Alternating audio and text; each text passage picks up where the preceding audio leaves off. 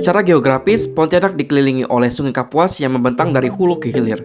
Bahkan, banyak tempat destinasi dan masyarakat yang tinggal di tepi sungai. Namun, jika dilihat dari berbagai penelitian, air di Sungai Kapuas memiliki kandungan mikroplastik. Misalnya penelitian tentang identifikasi jenis mikroplastik dan logam berat air di Sungai Kapuas, Pontianak, yang mengambil 6 titik sampel air di Sungai Kapuas. Terdapat kelimpahan mikroplastik sebesar 943,3 partikel per liter. Untuk mengetahui lebih dalam, kita menemui Pak Kiki, seorang akademisi yang banyak meneliti tentang air di Sungai Kapuas.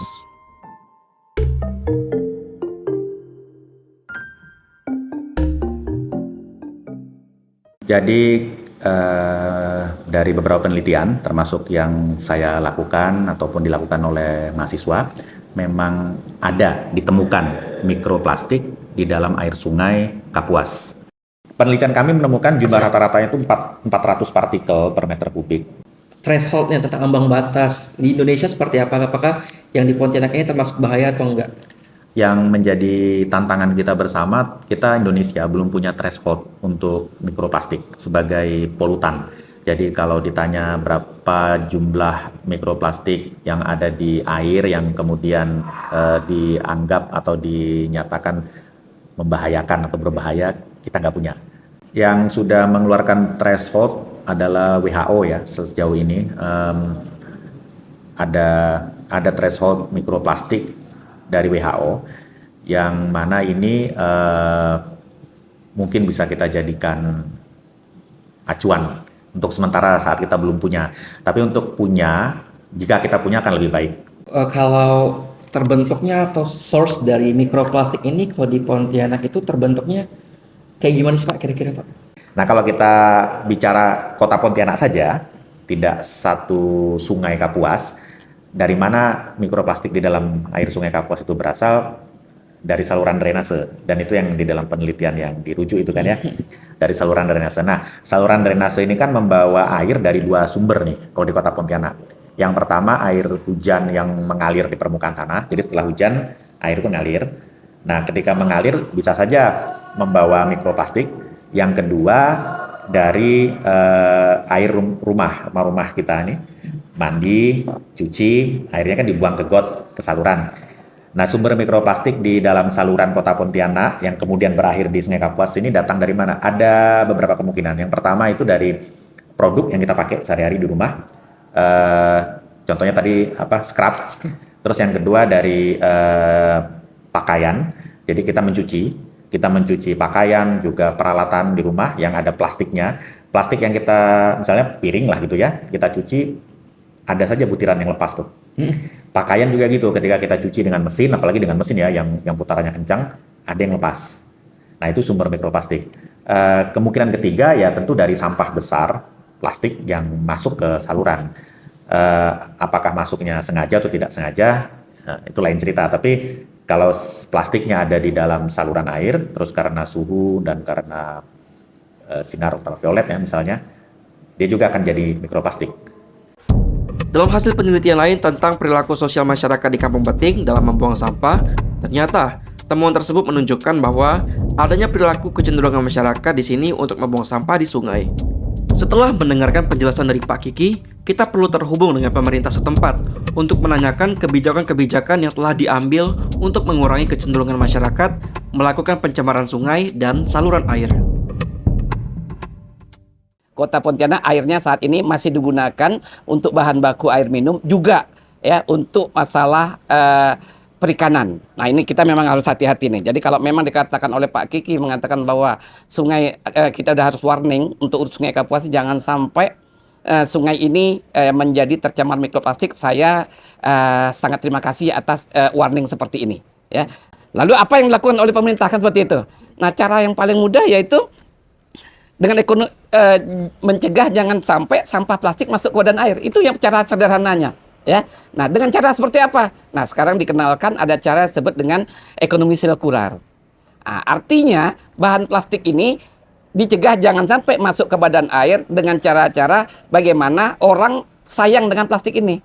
Ya, jadi plastik ini jangan sampai nanti masuk ke badan air, jadi digunakan untuk hal-hal yang mungkin menjadi lebih baiknya.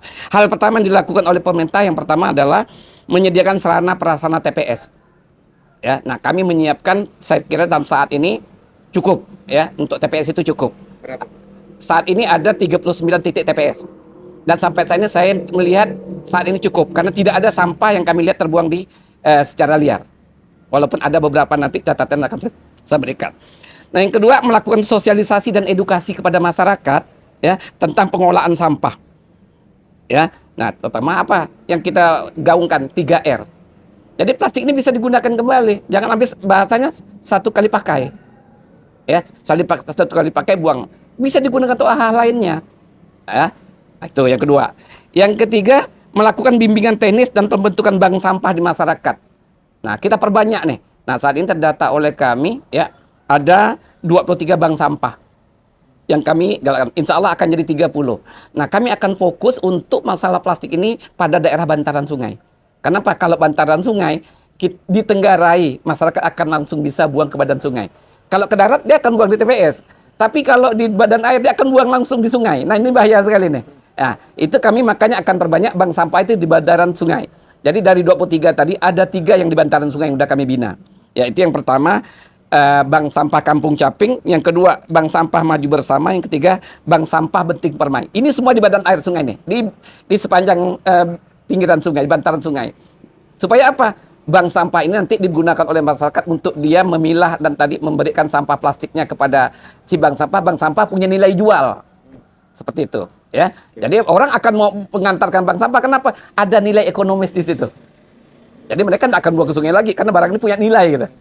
Ya. Nah, di bank sampah nanti akan dikelola dan diolah. Bisa jadi nanti beberapa produk keluaran sendiri oleh bank sampah. Nah, yang ketiga, melakukan bimbingan teknis pembentukan bank sampah. Itu kalau tadi kita edukasi, sosialisasi, ini membina. Ya. Nah, tadi terkatakan 23, insya Allah akan jadi 30. Semakin banyak semakin baik. Artinya apa? Sampah plastik akan terberdayakan. Ya, dengan ekonomi sirkularnya. Nah, yang keempat, melakukan pendampingan dan bimbingan teknis terkait pembentukan bank sampah. Jadi kita tidak hanya membentuk bimbingan teknis juga. Ini juga untuk apa sih plastik-plastik ini? Nah, saat ini yang paling tren ya sampah plastik ini kami gunakan untuk kita ubah menjadi bahan bakar minyak. Untuk pengelolaan sampah ini Pontianak menunjukkan tren yang positif. Tahun 2021 berdasarkan Jaksrada ya, pengelolaan sampah ini ada penanganan sampah, pengurangan sampah, dan ada yang sampah yang tidak terkelola. Untuk tahun 2021 tercatat oleh kami 75,94 penanganan sampah. Lalu yang pengurangan sampah 22,66% pengurangan sampah, dan ada sampah yang tidak terkelola 1,39. Nah, ini yang bahaya nih, 1,39 ini. Tapi sudah kecil. 2023 kami berusaha semaksimal mungkin mengurangi ya sampah yang tidak terkelola ini. Nah, sampah terkelola ini sampah yang dibuang ke parit, sampah dibuang ke sungai. Nah, alhamdulillah berdasarkan jasa Jaksrada kita tinggal 0,03% saja. Nah, selanjutnya kami juga menyelenggarakan aksi kampanye jaga lingkungan dan aksi bersih lingkungan parit. Nah, itu bekerja sama dengan lembaga, stakeholder, komunitas. Nah, kami punya sekarang ini 28 komunitas yang bahu-membahu masalah lingkungan ini. Nah, ini terlibatlah di situ mahasiswa, akademisi, masyarakat, stakeholder, kita gabung jadi satu di situ. Nah, ini mereka kampanye soal lingkungan.